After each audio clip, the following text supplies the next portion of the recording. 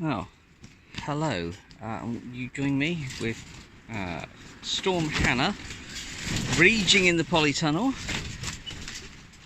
taking a big old swipe at it. I do hope you can actually still hear me over the gusts. As it says in the title of the video, I'm taking part in a collaboration started by Lizora by the farm and Erica of Erica's Little Welsh Garden to celebrate National Gardening Week. And I'll pop links to those two channels below.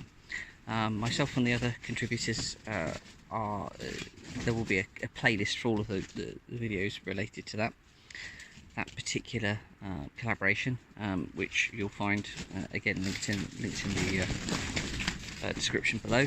And really for this one, I just wanted to talk a little bit about how I got into gardening, why I love it, and just a few little hints and tips. Now, my grandfather was a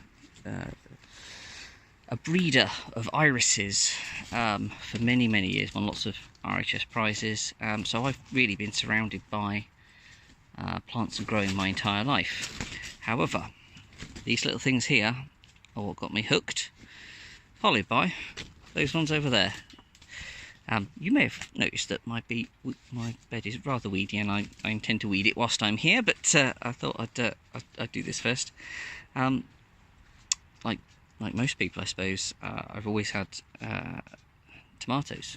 I just love the smell of it, you know. If you side shoot one of these, not quite like that, lift that to your nose, it just screams summer. So I've always grown those as young as I can remember. And then I vividly remember when I was 8 years old, my grandfather gave me my first second-hand greenhouse because I wanted to grow cucumbers. And that had me hooked. Every house I've ever been in, every place I've ever gone, I've always grown edibles, be it even in a tiny new build house, my first home, on pots in the patio, and at the back of it a thornless blackberry put over the fence, you know. It's just the magic of seeing something come from nothing and grow to something that you can then eat, that you can feed yourself with. And I've always loved that. I've always loved that concept of taking responsibility for your own destiny, your own food production, your own future. And as I've grown, as I've had children, of being able to ensure that what I give to them, what they put in their bodies, is as nutritious and as chemical free and as fresh as possible. I mean, the taste of stuff you grow yourself is nothing like it is in the shops.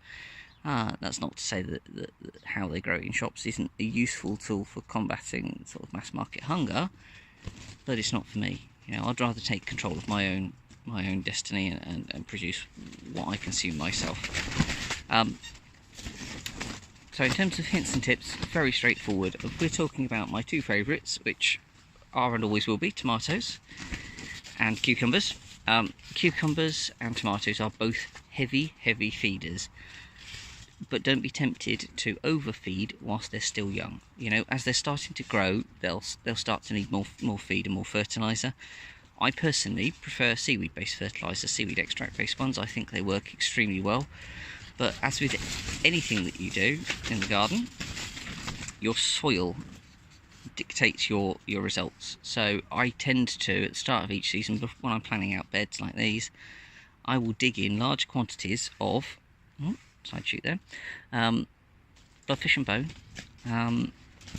and depending on what I'm growing, potatoes, I'll do potato fertiliser. All of them will have a good layer of manure as well at the bottom, apart from those that don't like it, like carrots and things like that. But certainly these guys of this bed, which is,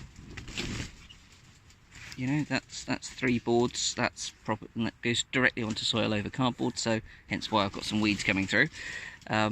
That's probably 60 centimetres, so maybe 50 centimetres of depth. The bottom 20 centimetres of that is manure, with municipal compost over the top. Good helping of bloodfish and bone mixed into the municipal compost. So feed the soil, try and get as much life in it as you can, which is why I prefer to put them over open ground really if I can manage it. You know, even on my other beds where I've had to put weed-proof down for a year, I've cut the centres out now so that you can get that microbial and insect action coming up to grow through it. Biggest tips for success on tomatoes, particularly non-bush varieties, so cordon types: side shoot, side shoot, side shoot. This will be a daily or every other day task for the whole of your growing season. It has a massive impact on the productivity of your plant. So get those side shoots off as quickly as possible. I mean, they grow so fast. I mean, if we look at this one over here, look at those side shoots. I'm not going to stick my hand in there because there's nettles in the way, but when I've got the nettles out, when I've got my gloves on and got the nettles out, I'll be taking those out. And that's a plant that's only been in the polytunnel for 2 weeks, a bit less than that. Look at this one over here, you know, all the way up the stem. I also tend to remove the lower leaves.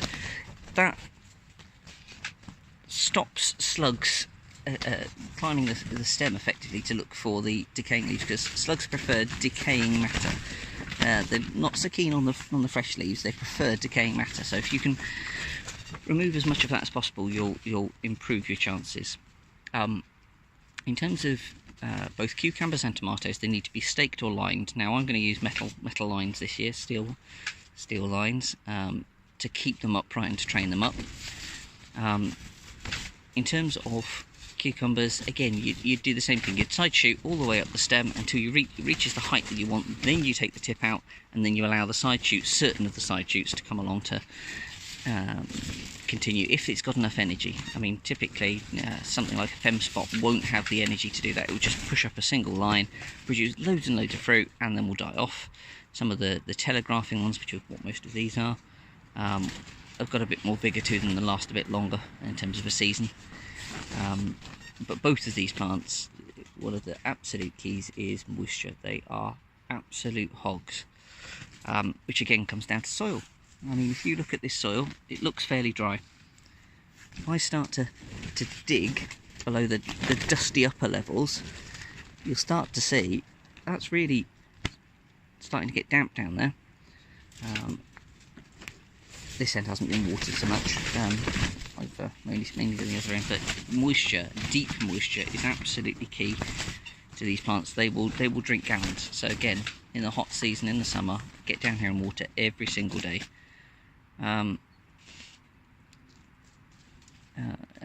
pick the fruit frequently, particularly on cucumbers. If you stop picking, your fruits become bitter, your seeds become larger, and they stop fruiting.